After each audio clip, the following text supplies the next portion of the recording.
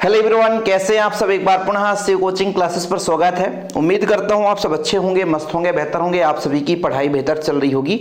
बच्चों 25 तारीख को आपका एग्जाम है एमपी बोर्ड में हिंदी का। बच्चों यहां पर महत्वपूर्ण क्वेश्चन लेकर आ चुका हूं। जो बच्चे एमपी बोर्ड से हैं तो पूरा बेहतरीन रूप से आप यहाँ पे लगभग 12 प्रश्न है बच्चों, और 12 प्रश्न आपको मैं गारंटेड कहता हूं कि यदि कोई बच्चा इस वीडियो को अंत तक देखेगा तो उससे याद हो जाएगा। उसको रटना नहीं है, बस उसको रिवीजन करना है। थोड़ा समय दीजिए, बढ़िया पढ़ेंगे आज जितने भी क्वेश्चन हैं, और इस वीडियो को लोगों तक शेयर जरूर करें। और बच्चों ये सारा नोट्स आपको यदि लेना है, किसी बच्चे को नोट्स की आवश्यकता है, तो ये मेरा पर्सनल नंबर है 9685299149 9685299149। जिन बच्चों को नोट्स लेना है तो ले सकते हैं। बाकी यूट्यूब पे फ्री ऑफ कॉस्ट है, कोई दिक्कत नहीं। परेशान मत होना कि सर यूट्यूब पे फ्री ऑफ कॉस्ट नहीं है क्या। बिल्कुल, यूट्यूब पे कभी भी आपसे पैसे की डिमांड नहीं की जाएगी। चलिए बच्चों, पहला प्रश्न है आज का कि कवि की बात किसके चक्कर में और फंस गई।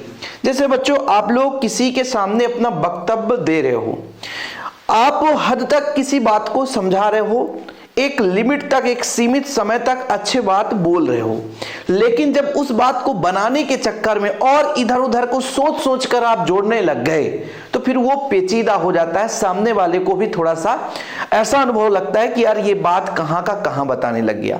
ऐसा होता है ना कभी कभी। आप देखो, कभी कोई भाषण दे रहा है, बढ़िया 2-3 मिनट सुना, मजा आया कि हाँ इंटरेस्टेड कहानी बताई उन्होंने, लेकिन उस बात को बनाने के चक्कर में ना उसको और इधर उधर ताम झाम जोड़ने जब लग जाता है वो वक्ता, मतलब वक्ता यानी जो बोलने वाला है, तब वो बात पेचीदा हो जाती है। ऐसे ही यहां पर कवि ने बोला कवि की बात किसके चक्कर में और फंस गई। कवि अपने बात को बनाने के चक्कर में कि और सुंदर हो और सुंदर हो, उसके चक्कर में बात पेचीदा हो जाती है। मतलब अपने बात को प्रभावी रूप से दर्शाने के लिए और उसमें जोर डाल रहा है और नए शब्दों का प्रयोग कर रहा है, जिस कारण बात पेचीदा हो जाती है। देखिए, कवि की बात भाषा के चक्कर में फंस गई। कवि ने अपने बात में प्रभावी भाषा को उपयोग किया, परंतु भाषा के चक्कर में भावों की सहजता नष्ट हो गई और सीधी साधी बात जटिल हो गई। इस कारण उसकी बात फंस गई। ठीक है, मतलब उस जो कवि ने रचना किया तो उसको और ज्यादा जोर डाला, मतलब इतना ज्यादा भाषा का प्रयोग कर दिया कि जो उसको सरल बनाना था वो और जटिल हो गया। समझ में आ गया होगा। ये क्वेश्चन आप अपनी भाषा में बिल्कुल लिख सकते हैं। दूसरा प्रश्न है, कवि आलोक धनवा के अनुसार बच्चों की दुनिया कैसी होती है। आप जब छोटे रहे होंगे, कम से कम मैं तो नहीं कहता हूं कि बहुत पहली दूसरी की कहानी याद होगी, लेकिन 5वीं तक की कहानी तो याद होगी, 6वीं 7वीं 8वीं यहां तक की भी कहानी याद होगी, 9th 10th की भी कहानी याद रहती है। बच्चों जब हम छोटे रहते हैं ना तो मन में लगता है यार काश हम ऐसा कर पाते। जब हम छोटे रहते हैं तो छोटे छोटे घर बनाते हैं। यदि कभी पतंगों को उड़ता देख लेते तो लगता है हमारा भी जीवन ऐसे उड़ता रहे। हवाई जहाज को देख लेते हैं तो हमें मन में एक उत्सुकता आती है कि काश ऐसा हम भी जा पाते। मतलब जब बच्चा छोटा होता है तो उसके जीवन में एकदम और मदमस्त रहता है, किसी चीज के लिए कोई टेंशन नहीं, खा लिए है ना, क्या करना है क्या नहीं करना है। और जैसे जैसे आप आगे बढ़ते हो आपके जीवन में बहुत ज्यादा परेशानी आती है।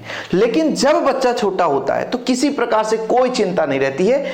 यह जरूर है कि जागरूक और किसी चीज के लिए मतलब और अधिक ज्ञान पाने की इच्छा जरूर रहती है। छोटे बच्चों अभी भी देखो, कुछ बच्चे तो बिल्कुल ऐसे सहज होते हैं, कोई मतलब नहीं, लेकिन कुछ बच्चे कुछ भी देख लेंगे ना, ये क्या है, इसके बारे में क्या होगा, ऐसा क्या होगा, तो ये जानने की जिज्ञासा बहुत ज्यादा होती है। तो छोटे बच्चों की यदि कवि के अनुसार बात की जाए तो छोटे बच्चों की दुनिया ऊर्जा, उत्साह एवं उमंग भरी होती है।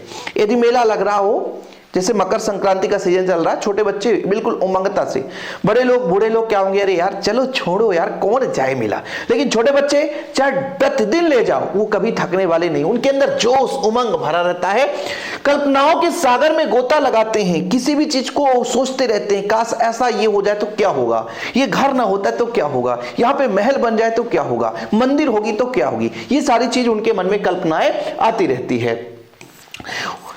उनकी जिंदगी आसमान में उड़ते रंग बिरंगे पतंगों की तरह है। जिस तरीके से पतंग उड़ता रहता है उनके मनोभाव भी इधर उधर उड़ते रहते हैं। बच्चों हल्की फुल्की होती है, वे उड़ते पतंग देखकर प्रसन्न होते हैं और जोश में आकर के सीटियां मारते हैं, किलकारियां निकालते हैं। उनका स्वभाव तितलियों के समान अत्यंत कोमल है, बड़ा स्वभाव होता है, ये तो सब कुछ पता है। तो कवि के कहने का तात्पर्य है कि जो छोटे बच्चे होते हैं उनके जीवन में खुशी खुशी ही भरी रहती है। एकदम जोशीला होते हैं वो लोग, उमंग भरा रहता है ना। एक उनकी जो सोच है बच्चों हमेशा ऊंचे स्तर लेवल का रहता है, मतलब उनके अंदर हमेशा बड़े काम करने के लिए सोच, जैसे मान लीजिए कोई भी चीज घटना को देख लिए तो सोचे ऐसा हम ऐसा कर लेंगे तो क्या होगा। छोटा बच्चा अक्सर सोचता है टीवी में एक दिन मैं भी आऊंगा, ऐसा आ जाऊं, आए चाहे नहीं आए, लेकिन उसके अंदर जिज्ञासा होती है, इसके अंदर होते तो हम क्या करते, हम आएंगे एक दिन। टीवी के अंदर हम घुसे होते तो क्या होते, है ना। यहां पे आके हेलीकॉप्टर हमारे घर में आ जाए तो क्या होगा, हेलीकॉप्टर क्यों नहीं आ रहा, आ सकता है। ये सारी चीजें छोटे बच्चों के मन में कुछ भी आता रहता है, उसका सार्थक अर्थ नहीं जानते, लेकिन फिर भी अंदर जिज्ञासा बनी रहती है। सबसे बड़ा कारण यही है क्योंकि छोटे बच्चे इसलिए तो बोलते हैं उनके यदि आप सही डायरेक्शन में छोटे बच्चों को पढ़ाएं तो उनके पास कैचिंग पावर बहुत ज्यादा होती है, कुछ भी चीज आप पढ़ाओ उनको याद हो जाता है। तो कवि के अनुसार की जो कवि के अनुसार है बच्चों की जो दुनिया है बच्चों ऊर्जावान, उत्साह, उमंग से भरा रहता है। कल्पनाओं का गोताखोर जैसे मतलब पतंग उड़ता हुआ वैसे उनकी मनोभाव उड़ती रहती है, और बच्चों तितलियों के पंखों जैसे एकदम कोमल होता है। चलिए अगले प्रश्न पर चलते हैं। जग जीवन का भार लिए फिरने से कवि का क्या आशय है। कवि कहता है कि ये रिश्ते, मोह, माया, ये सब मैं भार लेकर चल रहा हूं, जबकि इसमें वास्तविकता कुछ भी नहीं है। जो भी हमारे जीवन में रिश्ते हैं, संसार के एक दूसरे का, है ना, सामाजिक रिश्ते हैं, पारिवारिक रिश्ते हैं, इन सब का भार ले फिरता हूं। जो घर में मेरे परिवार है उसका भी भार ले फिरता हूं, जितने भी संसार में व्यक्ति सबका भार ले फिरता हूं, जबकि वास्तविकता में यह है कि मैं अपने जीवन में अपने प्रेम को ढूंढ रहा हूं, मतलब अपने जीवन में खुश रहने के लिए ढूंढ रहा हूं, लेकिन पूरा संसार का बोझ मेरे सर पर है। उपरोक्त पंक्ति में कवि का आशय है कि सांसारिक रिश्ते, नाते, रीति रिवाजों और उनके कारण अब उत्पन्न जिम्मेदारियों को निभाने से है, ना चाहते हुए भी कवि उन उत्तरदायित्वों को निभाता है, और दुनियादारी के साथ विरोधाभास होते हुए भी वह संसार के साथ सामंजस्य बैठाकर जीवन यापन करता है। मतलब वो चाहता नहीं है कि हम अपने घर का बोझ उठाएं, समाज में जो व्यक्ति हैं उनका रिश्ता बना रहे, ये कोई मतलब नहीं, किसी से मतलब वो नहीं चाहता, लेकिन फिर भी, है ना, दबाव में वो आकर के सामंजस्य बैठाकर जीवन यापन करता है। जग जीवन का भार लिए फिरने से, मतलब जग का जीवन ना चाहते हुए भी संसार का भार सर पे लिए फिरता है। ठीक, चलिए ये सारे प्रश्न इंपॉर्टेंट है भाई, ये कोई क्वेश्चन आप लोग छोड़ दोगे तो फिर आप कहोगे सर गड़बड़ है। कवि ने रावण की तुलना किससे की है और क्यों। देखो भाई, कवि ने रावण की तुलना दरिद्रता से की है, सीधा पढ़ना, दरिद्रता, है ना। एक प्रकार से जैसे हमारे समाज में बहुत सारी बुराइयां होती हैं, तो हमारे समाज में जिस तरीके से श्री राम जी के जीवन में रावण एक प्रकार से राक्षस रूपी रावण जो है उनके जीवन में कष्टदायी, दुखदायी घटनाएं घटित किया, वैसे हमारे जीवन में रावण के रूप में दरिद्रता आ चुकी है, दरिद्रता छिपी हुई है। और भगवान राम जी से हम कहते हैं कि भगवान जिस तरीके से रावण को नष्ट करके, राक्षस को खत्म करके अपने पूरे समाज में प्रसन्नता की खुशी आई, इसी तरीके से हमारे जीवन में दरिद्रता है उसको दूर कर दो और उसी तरीके से हमारे खुशमय जीवन को ला दो। ठीक है, चलिए देखिए बच्चों, पूरा दिख रहा है क्या यार, थोड़ा कट पिट रहा है क्या, चलो दिख रहा है, कोई दिक्कत नहीं है ना। कवि ने रावण की तुलना दरिद्रता से की है क्योंकि तात्कालीन समय में दरिद्रता रूपी रावण का आतंक चारों ओर छाया हुआ है। सभी गरीबी से पीड़ित थे तथा चारों तरफ हाय हाय मची हुई थी। ऐसे स्थिति में तुलना श्री राम जी से याचना करते हैं कि आप तो पापों को नाश करने वाले हो, अतः जिस प्रकार से आपने रावण का वध करके संसार को कष्ट रहित किया, उसी प्रकार से दरिद्रता का भी नाश करके कष्टों को दूर करो। मैंने बोला ना कि भगवान श्री राम जी ने रावण को मारा, संपूर्ण जितने भी ऋषि मुनि हैं उस समय के लोग हैं सब खुश हो गए, राक्षस खत्म तो सब खत्म, है ना।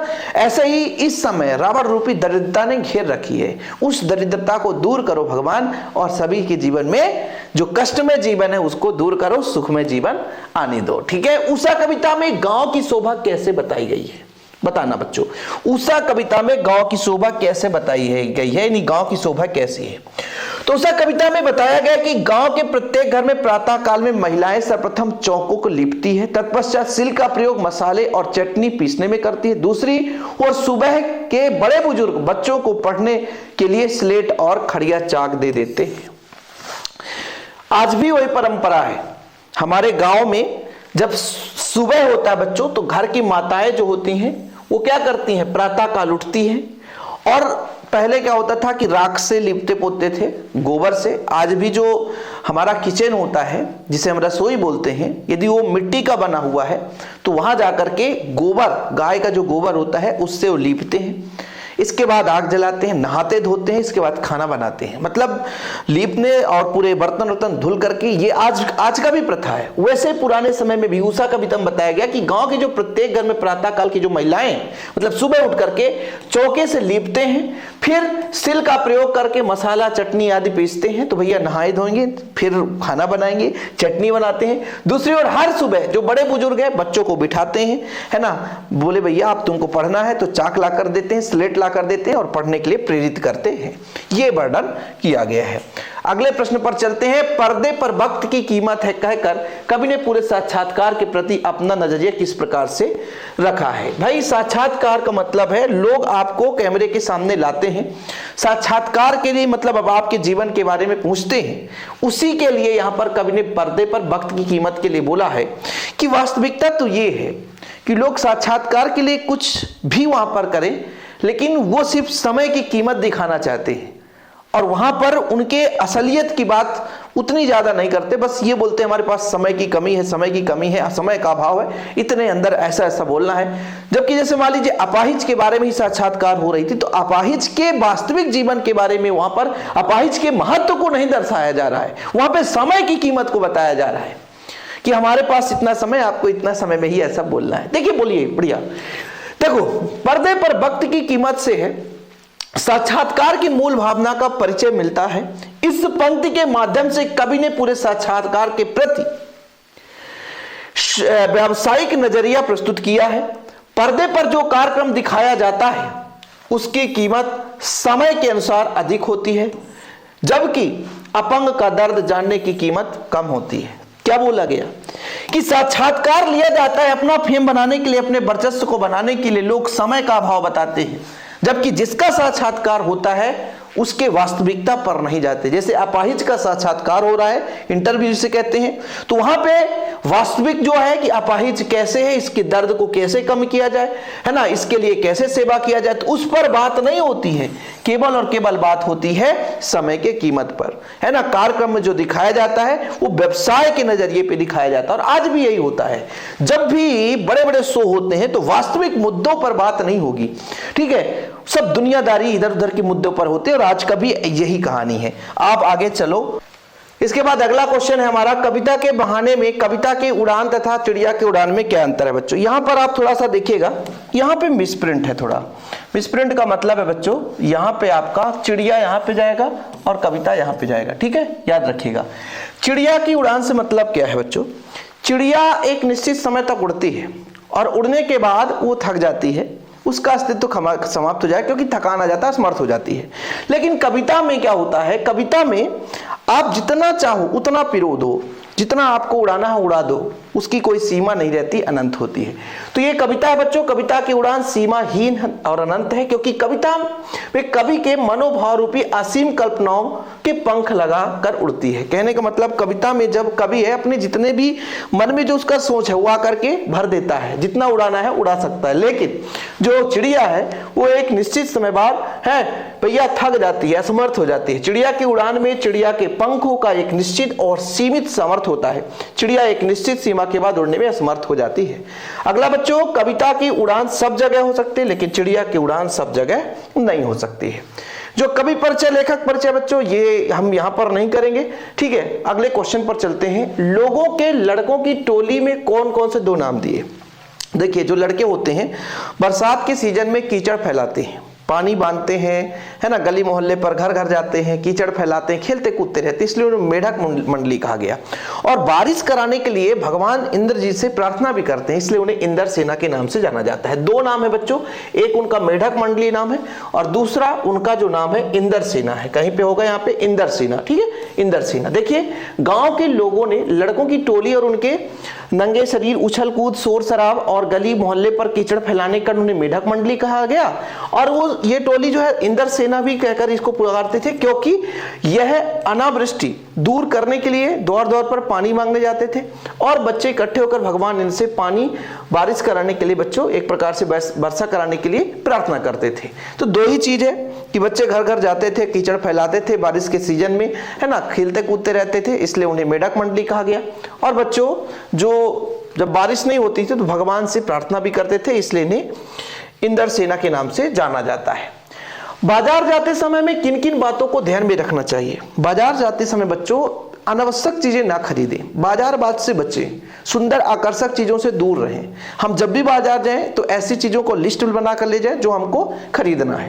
तो बाजार में परचेसिंग पावर नहीं दिखाना चाहिए, मतलब अपने आप को श्रेष्ठ नहीं बताना चाहिए कि हमारे पास इतने पैसे हम ऐसा कर सकते हैं। वही चीज खरीदो जो काम का चीज हो बच्चों।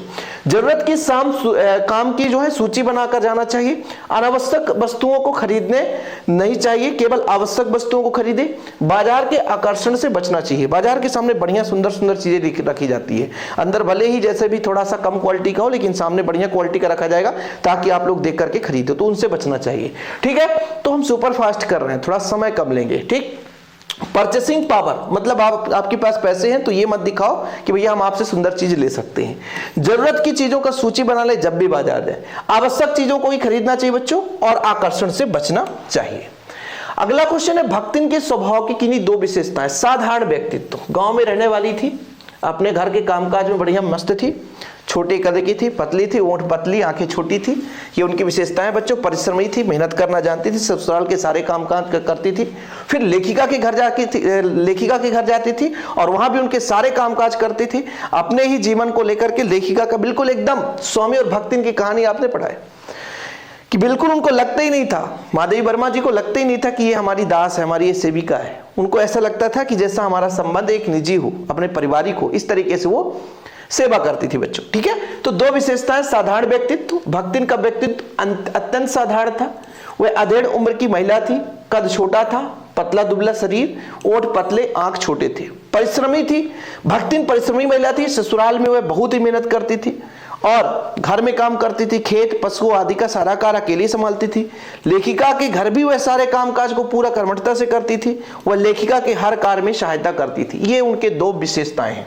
अब यदि मान लीजिए विशेषता नहीं पूछा गया, भक्तिन के बारे में वर्णन करिए, तो सब ऐसे समेट कर लिख दो, है ना, सब कुछ मिलाकर लिख दो, नंबर मिल जाते हैं। जेब के भरे होने और मन खाली होने का मतलब क्या है? देखो बच्चों, जेब के भरे होने का मतलब आप जैसे मार्केट जा रहे हैं, आपके पास पैसे हैं। मन खाली का मतलब आपने यहां से गया कुछ सोच के ही नहीं गया, आपको जो अच्छा लगा, आपको जो सुंदर दिखा तो बोले भैया यही बढ़िया दिख रहा है, इसे खरीद लेते हैं। यही तो होता है। आप मान लीजिए बाजार जा रहे हैं, आपके मन में है कि हमें पुस्तक खरीदना है, पैसे हमारे पास 500 रुपए हैं, इसमें से हमारे 3 पुस्तक आ जाएंगे, तो आप जाओगे बाजार तो केवल के पुस्तक पे ही जाओगे, पुस्तक देख करके आ जाओगे। लेकिन वहीं पे यदि आपके मन में कुछ भी नहीं, पापा ने पैसे दे दिए, ठीक है बेटा बाजार जाना, जो जरूरत की चीज होगी ले लेना। आपने क्या बढ़िया बीच रोड में ही दिख गया, बड़े बड़े शर्ट दिख रहा है, तो आपके मन में आएगा ही नहीं कि हम अपनी कॉपी किताब खरीदें। आपके मन में आएगा आज बढ़िया टी शर्ट ले लेते हैं, शर्ट ले लेते हैं, बढ़िया पैंट ले लेते हैं। तो ये बाजारवाद हो जाता है कि अनावश्यक चीजें आप खरीद लेते हैं क्योंकि आपका मन खाली है, आपके मन में है ही नहीं कि हमें क्या लेना है। तो ये चीज कविता में वो एक यहां पर कवि ने कहा है कि जेब के भरे होने, आपके पास पैसे हो और मन खाली हो तो भाई आप कुछ भी खरीद सकते हैं। ठीक है, देखिए जब मनुष्य का मन खाली होता है, जेब भरा होता है, तो बाजार में अनावश्यक चीजें खरीदी की जा सकती है। बाजार का जादू सिर चढ़कर बोलता है। वहां की आकर्षक वस्तुओं को देखकर खरीदने के लिए मन नलायित अर्थात लालची होने लगता है कि जब हम बाजार जाते हैं, हमारे पास पैसे होते हैं, है ना, हमारा मन खाली होता है, ऐसा लगता है कि हम नई चीजों खरीद सकते हैं, तो फिर कोई भी चीज देखते हैं, लालच हमारे मन में भर जाता है और हम उन चीजों को खरीद लेते हैं। तो ये सारे क्वेश्चन थे आज के, और लास्ट में आप सभी को बहुत बहुत धन्यवाद। जिन बच्चों को नोट्स लेना है तो कॉन्टैक्ट नंबर यहाँ पे लिखा हुआ है शिव कोचिंग क्लासेस का। बच्चों आप लोगों के हेल्प के लिए बड़ी बेहतरीन से बेहतरीन कंटेंट बनाने की कोशिश करता हूँ, एग्जाम तक ऐसे आपके लिए हेल्प करता रहूंगा। हाँ, चैनल पे नए आए हैं, चैनल को सब्सक्राइब कर लें, ठीक है बच्चों, और सपोर्ट करने के लिए बस कुछ भी नहीं, नोट्स ले लें और तैयारी करते रहें। जय हिंद, वंदे मातरम।